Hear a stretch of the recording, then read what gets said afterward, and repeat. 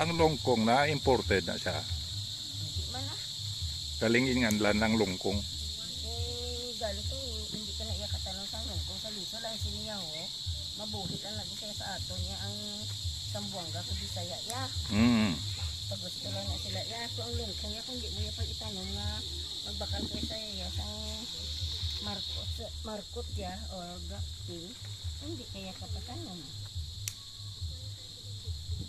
Kaya ka para bari mo di ba lang ho kay palapad siniya. Pwede na. Oo. Banta mo pila ka puno na da sil. Magsina da sir.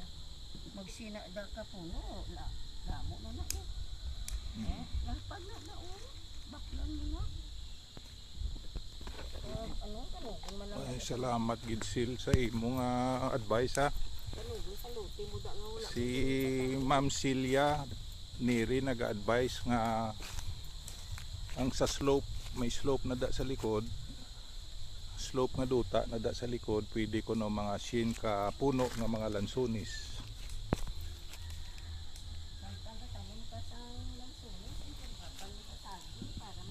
Oh.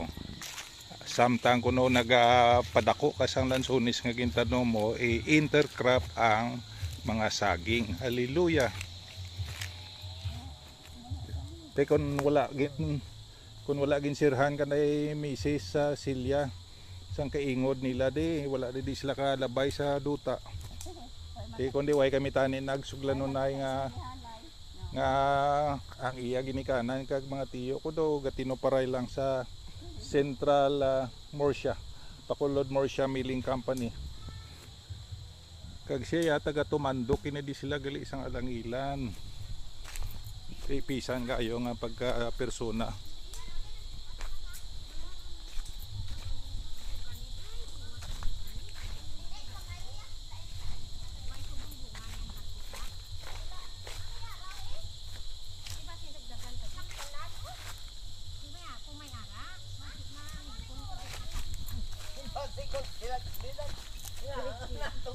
Makirig-kirig tadi atun.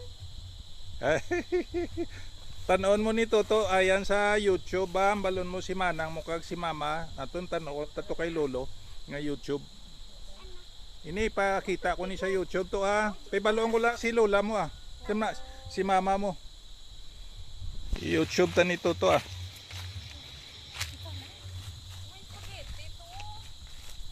Toto si Toto ayan